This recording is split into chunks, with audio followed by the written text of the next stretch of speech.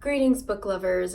Well, this summer I read the most depressing work, and I would like to get them out of my life, out of my mind, even though they were all great reads. So we are going to be talking about my incredibly depressing summer reading list. Yay! I'm gonna try and make this really quick, but also give you guys enough that you will go out and read these, because I seriously enjoyed every single book except for one. So let us dive into this list. So the first book isn't exactly depressing, but it's certainly not a happy story. And I actually read the second book as well. So this is gonna be kind of out of chronological order. Started with The City of Brass, which a couple of you guys recommended, and I literally hate you guys because I was not aware that this trilogy was not finished yet. So imagine my surprise when I finished Kingdom of Copper, the second one, only to discover that I have to wait until January 2020 to read the final one. I am in a very stressful place right now,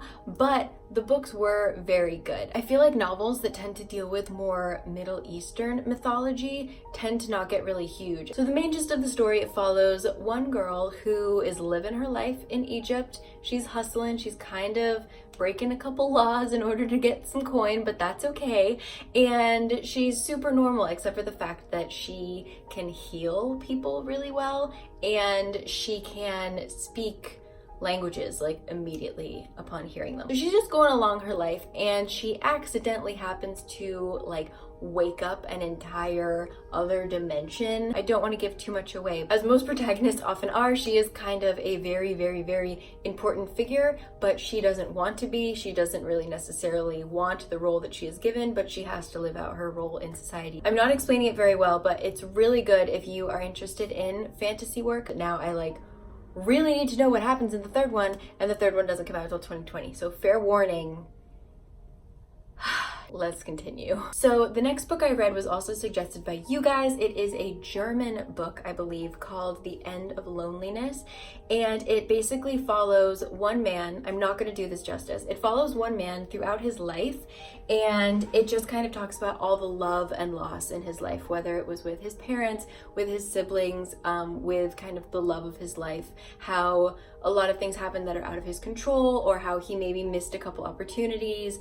And it's just very heartbreaking, and there's really no happy ending, but it's just a really beautiful piece of literature. The imagery is amazing. It's quite a short read, so you can definitely read it in a day if you have like a road trip or something going on. I hadn't read a book like that in a long time. It's really beautiful if you can get through it. And then, in case I wasn't already like ripped up enough, literally the next day, what comes in from the library? Beautiful Boy, which if you haven't heard about the movie yet, buckle up, because it is rough. It is written by a father whose son is going through a meth addiction, and oh my god, it is just, I to be honest, 3/4 of the way through, I started skimming, because it's just so hard to keep reading somebody getting better, almost reaching the point where they've recovered, and then to just fall right back, especially written from a father's point of view. I actually learned a lot about drug addiction and rehab and stuff like that. So it's not just like ripping your heart out. It actually, you do learn a lot. Oof, that was a hard one. That was when I started to realize I was going down a very dangerous road with this summer reading list, but I didn't turn back. So let's keep going to the next one. Now this is when I start to dive into suspense and mystery. As always, you guys know I love me a good mystery. And I started reading Tana French. She is an Irish writer, and the reason I found her is because she has a series, the Dublin Murder series, or the Dublin Murder Squad, excuse me. I was really interested in mysteries set in Ireland, so I put the very first one on hold, and it took a really long time for it to come in. But once it did, I realized why. The first one is called In the Woods, and there were literally times while I was reading this that I had to stop and like get my bearings and calm down, because she writes in the most suspenseful way, and it's like some of the passages are just so eerie that I was literally scared. It was as if I was watching a horror movie. It was that strong. Her imagery is incredible. But the ending was so bad. I think if she had written like a mediocre novel, the ending would have been like, okay, I see that, I get that, okay. But the writing in the first literally 99% was incredible. And like, I was ready to have my mind blown at the end. And then it just, the last like 20 pages, you were kind of just like, oh, you kind of didn't know how to finish this mystery, did you? It's still a really good book, but the ending is kind of like, I decided to continue reading the series, and I don't think a lot of people did. I think the ending of the first book really turned a lot of people off because I didn't have to wait as long to get the second one on hold.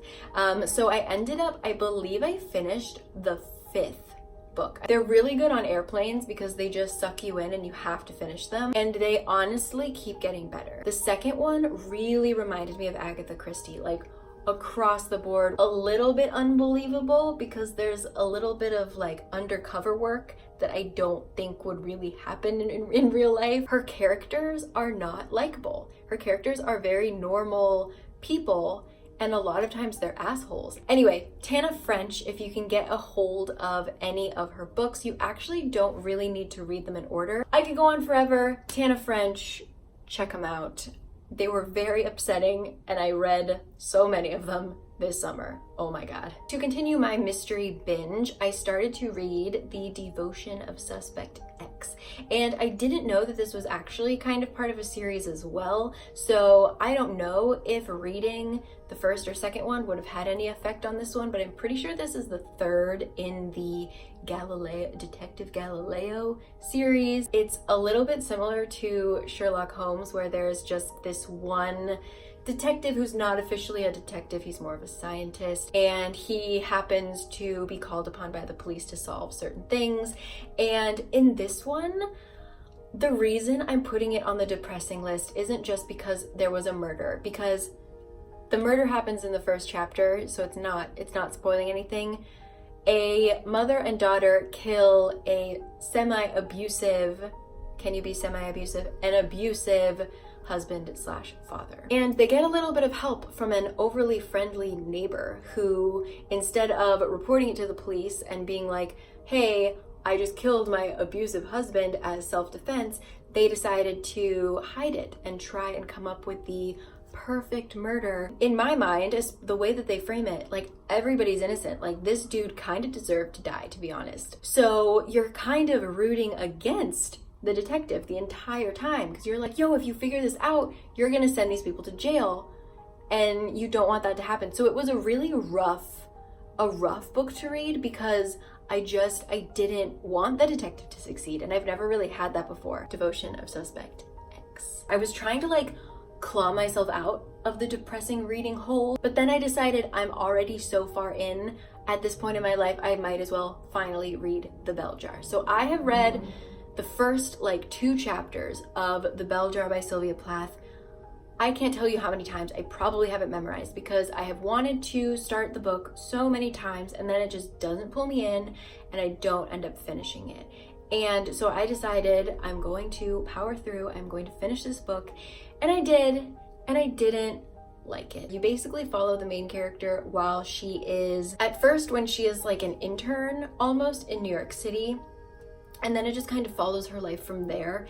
And she really just kind of reminds me of like a female Holden Caulfield. I don't know, I really got Catcher in the Rye vibes, like in a bad way. And I know that so many people love her and love The Bell Jar, but I couldn't get into it. I feel like all you need to do is read the quote about the fig tree. There is a very famous quote about how she feels like she is sitting in the middle of a fig tree and there are juicy figs on each end of all the branches, and she can't decide which one to climb up to and take, aka she has so many opportunities in her life and she doesn't know which one to do.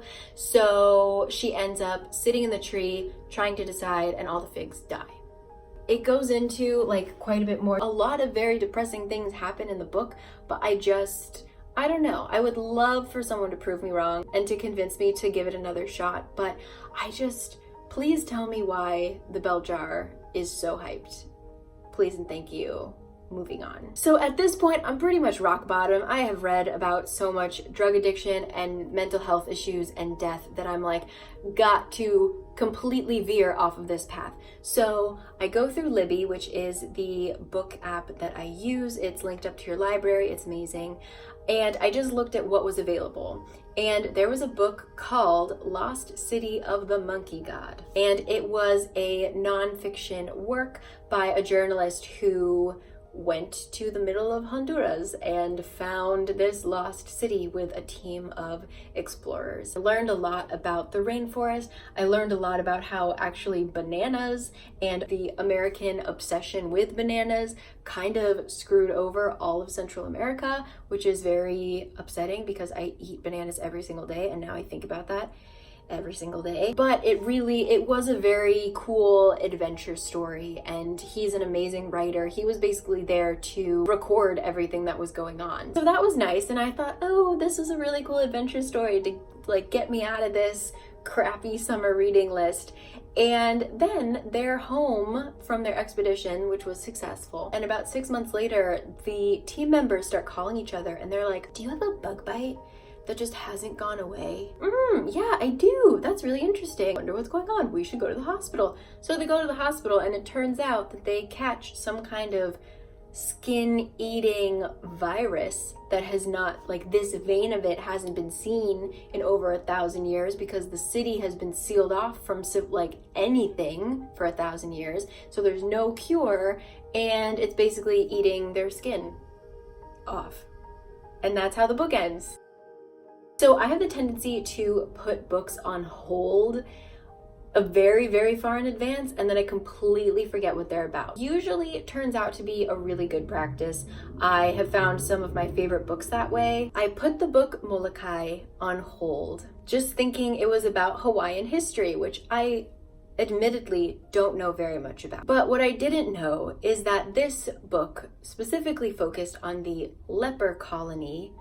Leprosy was a big deal in Hawaii. The island of Molokai was a place where they would send anybody who showed any signs of leprosy. If anybody in your family had leprosy, etc., they would cart you off to this island that was run by like Christian or Catholic missionaries. And you would basically live your life until you died of leprosy. So again, this is a very bright and cheerful read. I did learn quite a bit about Hawaiian history and also like certain Hawaiian traditions. I knew that surfing was a very religious and spiritual experience and that it was banned, as well as hula, but I didn't know about certain aspects of the culture that tie to cross-dressing and or like transgender issues.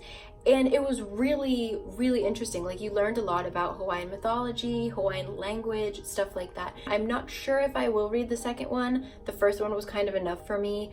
It was a lot to take, but yeah, it's not like a happy read, but you do learn a lot and it's written really beautifully. So if you are interested in Hawaiian history, Molokai. And that is it. I ended with leprosy. I decided that is when I quit. I just took a nice little break from reading. Now I am actually reading a collection of, I don't know if you'd call them short stories. I will actually be sharing those in my July favorites because I have been literally laughing out loud. I was reading them when I was getting my hair cut and I literally could not stop laughing and I was so embarrassed. But I'm very happy to now be laughing instead of sobbing while I was reading. There was just so much sadness this summer in my reading list. So I'm happy to pass them on to you. You can read them if you will. But if you would leave me some happy book recommendations, guys, if you're suggesting a trilogy, please tell me ahead of time if it has not been finished. I am literally so upset. But yeah, I hope that you enjoyed this. I'm glad that I got these off my chest. Sorry if I sounded a little aggressive in this. I will see you guys next time. Thanks as always for watching. And if you watched this far in my book videos, thank you. You guys are my favorite because I really love making book videos. I know that they aren't the ones that are most popular on my channel, but I really, really love talking about books. So if you enjoy my book content, thank you so much. I love you guys extra. Don't tell anybody. So yeah, catch you guys next time. Thanks as always. Bye.